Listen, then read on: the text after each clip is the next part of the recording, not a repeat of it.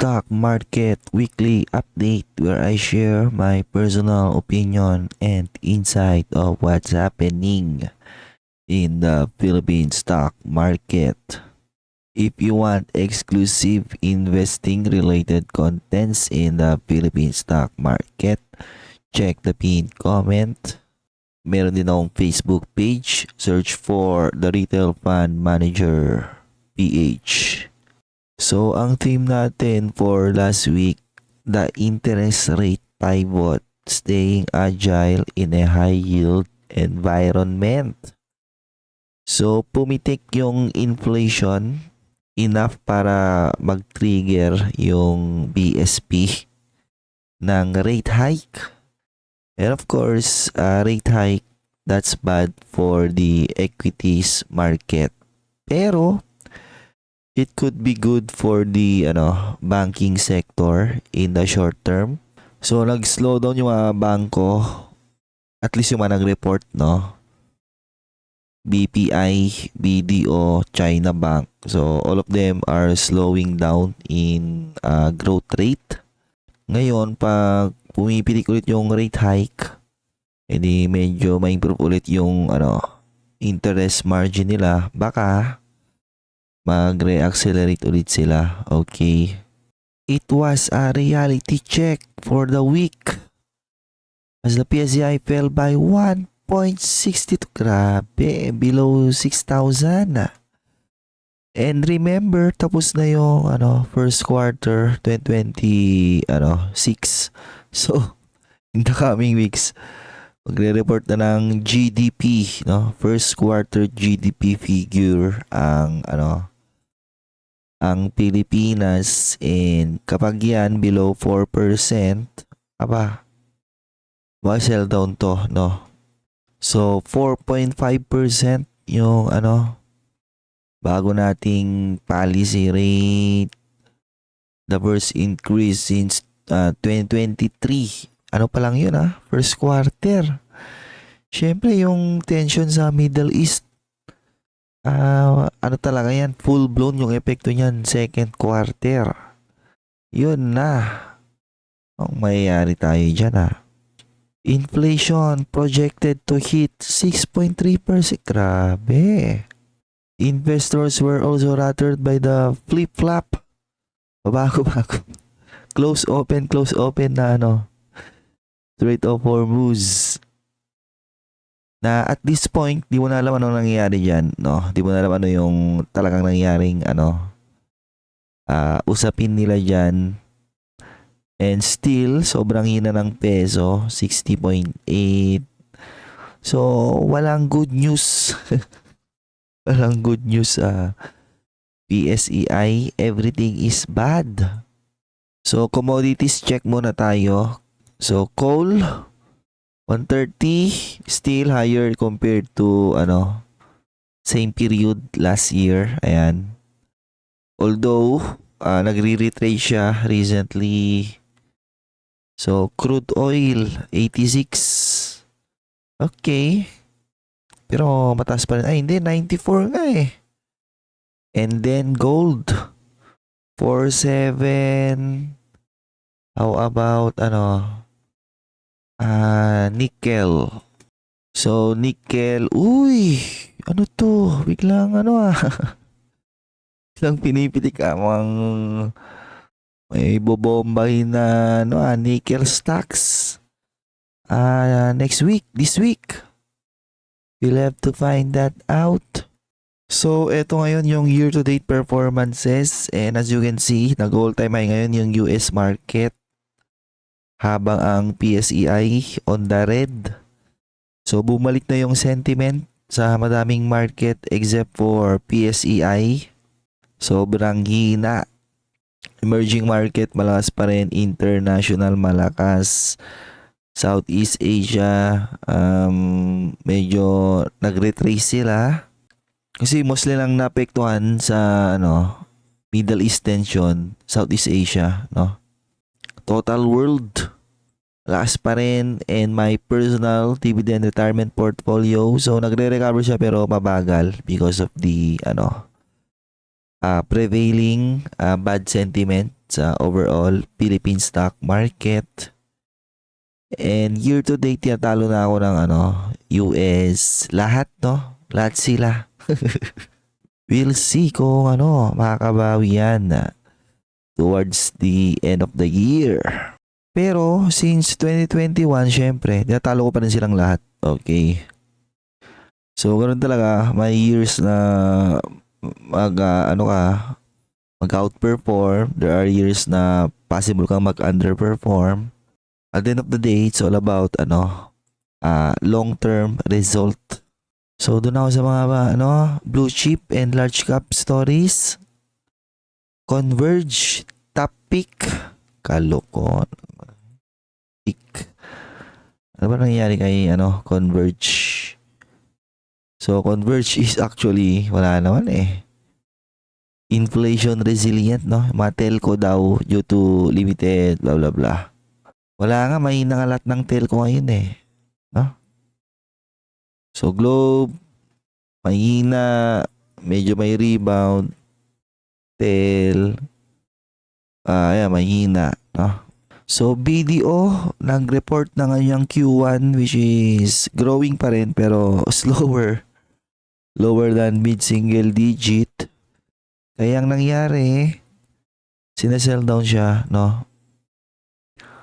Papunta malapit sa kanyang book value na ito yung sinasabi ko nung mga first few weeks ng 2026.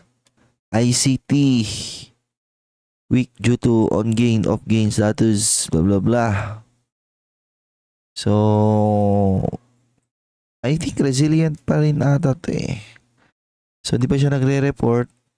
Ayan, no, still trading close to its all-time high. Nag-report yan ng magandang Q1, baka mag-all-time high ulit yan. SMC, wala to, no?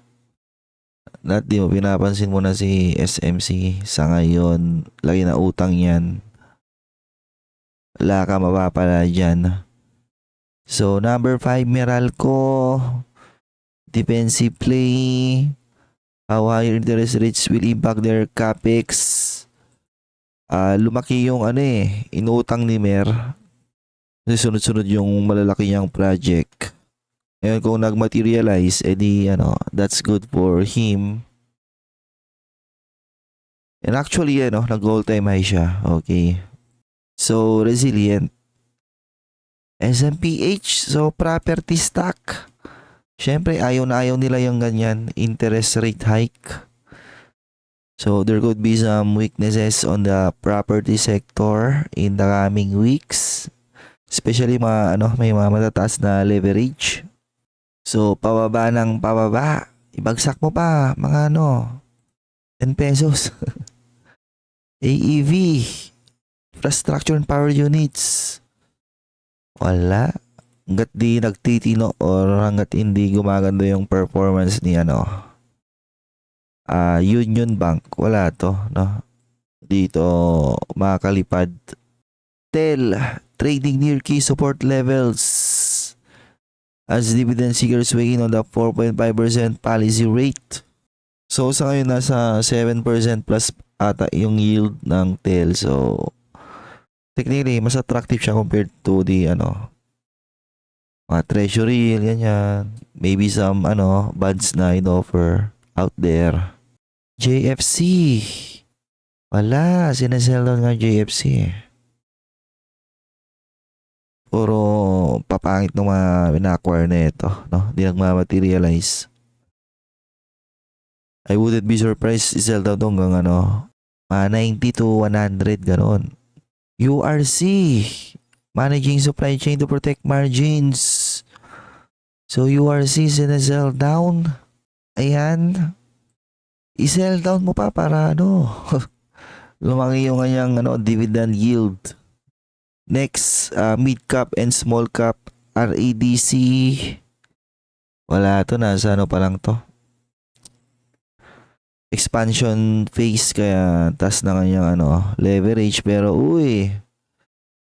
So pinipitik siya so sa mga gustong or mahilig sa mga ganyan. Malas umutang. Go for it.